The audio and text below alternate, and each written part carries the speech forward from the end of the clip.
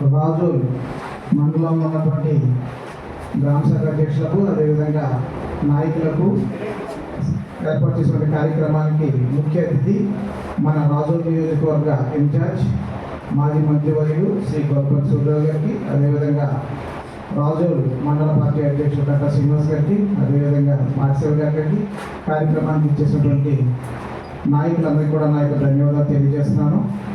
మరి రాజోల్ నియోజకవర్గంలో 3 సార్లు పార్టీ ఓడిపోయింది. కానీ ఓడిపోయినప్పటికీ కూడా మరి గొల్లపల్లి సూర్యరావు గారికి ఇచ్చిన తర్వాత, ఇన్ఛార్జిగా ఇచ్చిన తర్వాత ఓడిపోయినప్పటికీ కూడా ఓడిపోయిన అటువంటి బాధ ఆయనలో చాలా మనసులో ఉండొచ్చేమో, కానీ కార్యకర్తలలో మనోస్థైర్యాన్ని నింపాలనేటువంటి ఉద్దేశంతో ఓడిపోయిన 2వ రోజు నుంచి నేను చూస్తున్నాను. 3వ రోజే మమ్మల్ని పిలిచేశారు, మండల పార్టీ అధ్యక్షులు పిలిచి, ఆయన మనం ఏం చేద్దాము, మన కార్యకర్తలందరికీ మనం అండగా ఉండాలి, కార్యకర్తలు మళ్ళీ గ్రామ స్థాయి నుంచి మనం పటిష్టం చేయాలి, రాబోయే ఎన్నికల్లో జగన్మోహన్ రెడ్డి గారు సీఎం చేయాలి అని అన్నారు. కానీ నేను ఎమ్మెల్యే అవ్వాలి అని ఆయన అనలేదు.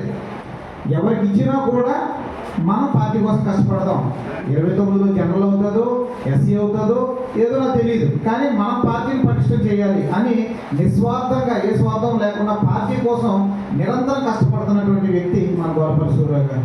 ఇటువంటి సమయంలో మనందరం కూడా మన నాయకుడికి మన అండదండలు ఎప్పుడూ మనం ఇవ్వాలి. ఎందుకంటే మనం ఎప్పుడు కూడా ఆయన పిలిస్తే 100 మంది వస్తేనే ఆయన కూడా ప్రజల ముందుకి ధైర్యంగా రాగలుగుతారు. ఎందుకంటే నేను మీటింగ్ పెట్టానంటే నా వెనకాల ఇంతమంది ఉన్నారు, ఇంతమంది కార్యకర్తలు ఉన్నారు, ఇంతమంది నాయకులు ఉన్నారు, పిలిస్తే వస్తారు అనేటువంటి మనోస్థైర్యాన్ని కూడా మనం ఆయనకి ఇవ్వాలి. లేదు అంటే ఆయన కూడా కార్యక్రమాలని చేపట్టలేదు. ఎందుకంటే వారానికి 2-3 మీటింగ్లు పెడుతున్నా. పార్టీ ఓడిపోయినా కూడా జనాల్లో ఎటువంటి పార్టీ ఓడిపోయింది అనేటువంటి ఫీలింగ్ ఉండకూడదు అనేటువంటి ఉద్దేశంతో ఇన్ని కార్యక్రమాలు చేపడుతున్నారు. ఇటువంటి కార్యక్రమాలు చేపడతారు. తప్పనిసరిగా మనందరూ కూడా మన మద్దతు ఆయనకి ఇవ్వాలి. ఎందుకంటే మంచి అనుభవం ఉన్నటువంటి నాయకుడు, అంటే అభివృద్ధి చేసినటువంటి నాయకుడు. అటువంటి నాయకుడిని మనం తప్పనిసరిగా మనం సహకరించి ఆయనకి సపోర్ట్ ఎప్పుడు ఇవ్వాలని మనస్ఫూర్తిగా కోరుకుంటూ సెలవు తీసుకున్నాం. Thank you.